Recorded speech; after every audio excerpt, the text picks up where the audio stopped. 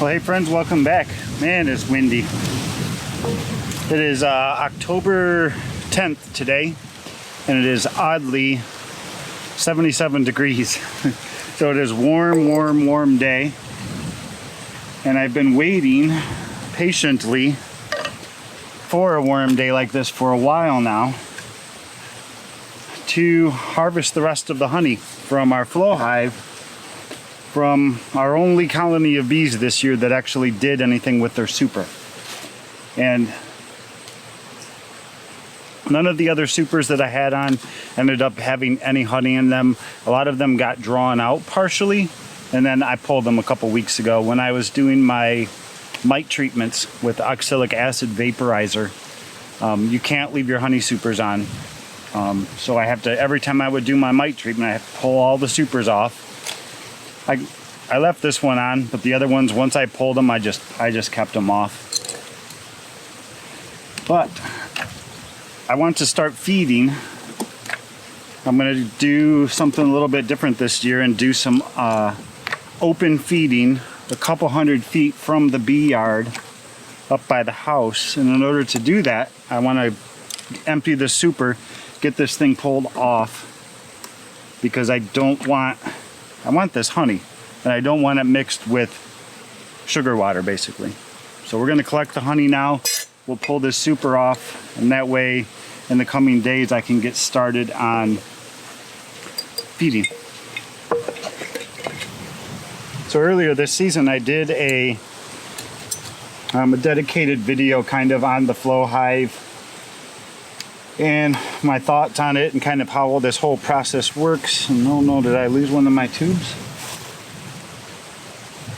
Oh man, come on. Oh, there it is.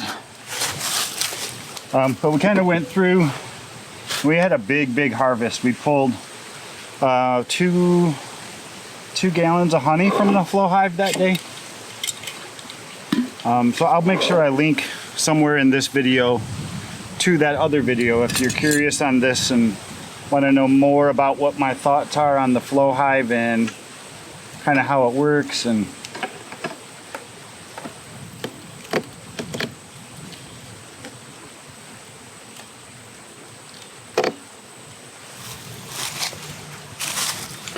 well, jar number 1 is 3 yellow jackets so far. If I had like some insect netting, I could put it across here, I guess. That kind of makes for some boring footage. So when we harvested earlier this year, we took from frame 2, 3, 4, and 5.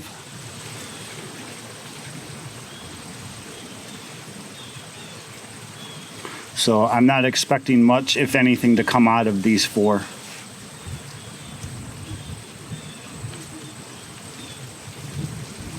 I did pull this one, and I pulled all of them, what was it, a week ago probably?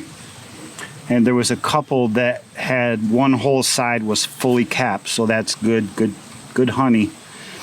And then some of the other sides had nectar honey in them, but it wasn't capped yet. So whatever we get from this pull of honey this time around, we're going to flag it and mark it as potentially high moisture level, since it's not capped yet, and use this stuff first before we use all the other stuff. Yeah, there's nothing coming out of this guy. Well, this is one of the ones that we did not harvest earlier in the year, so.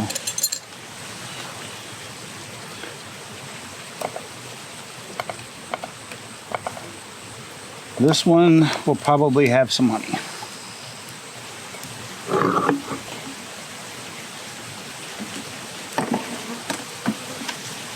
But these are very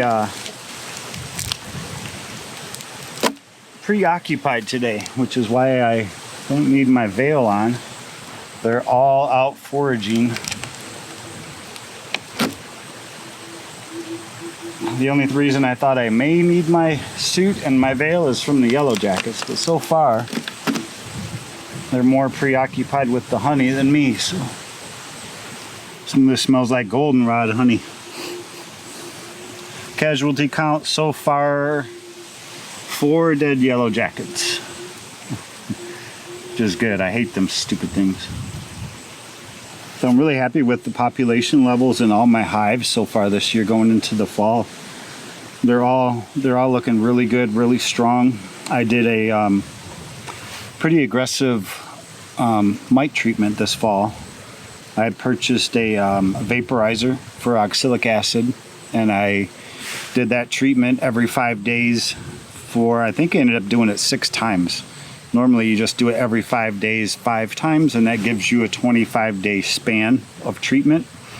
But I think I actually did an extra one this year, so I'm like a 30-day cycle. And you do that for when you do oxalic acid treatment. If there's brood and larvae that are capped that haven't hatched yet, they can have mites on them inside the cell.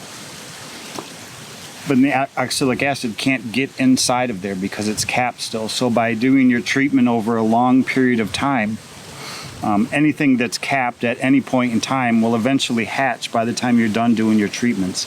So you get like the entire brood cycle of the bees covered with treatment. So this is, like I said in the last video, this is the first time we've been successful with the Flowhive. And I think I'm going to treat it just like you would a normal super. Once I extract this honey off, I'm going to put it up by the house. I mean, not right by the house, but up near the house, so it's far away from the bee yard. Pull all these frames out and just let the bees come and clean all the rest of this honey out that's stuck in there.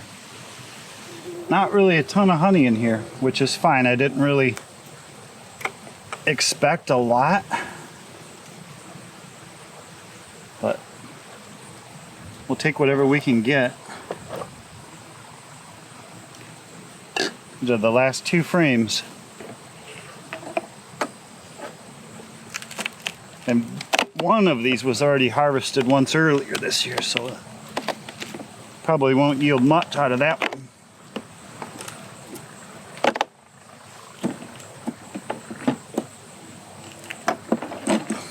But the far one down here on the end, I don't think it's going to have much either.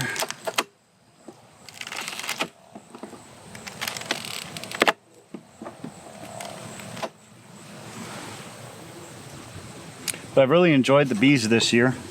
I don't feel like I don't think I've spent enough time with them as I did in previous years. I was a little bit more hands-off. But when I started this spring, I came out of winter with 2 hives, and now I have 5. So caught 1 swarm, and I did 2 splits. So, and they seem to be doing well. Their population is better this fall than I've ever had in previous years, and I think that's due to the mite treatments.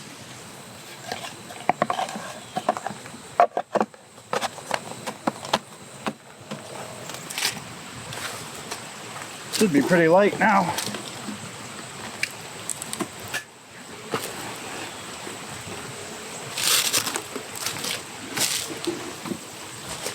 Don't need a queen excluder for the rest of this year. I wonder if they could I really think that there's a very, very distinct smell that you get from a beehive when it's healthy and strong and active. It's very, very unique versus one that's not doing well. And I wonder if you could like train like those whatchamacallit, those scent dogs to detect which colonies are good and which ones are weak based on that scent. Maybe I just invented a new sport. I have a lot to do still with the bees to get ready for winter. I have my quilt boxes to put on all of them. We have to feed sugar, but we'll do that later in the season for an emergency food source. I have all my bee equipment back here. I need to get that cleaned up and move that up to the barn. Pull this shelf off. This one needs a telescoping cover. There's a lot of work to do still for the bees this year. But this Flowhive, we're going to take this up by the house, drop it off. We'll pull these frames out, and then I'll leave you guys with some footage of the bees cleaning it off once they figure out where it is. Should be a pretty cool looking swarm. There's still a lot of bees in there that think that this is their home. Sorry, guys.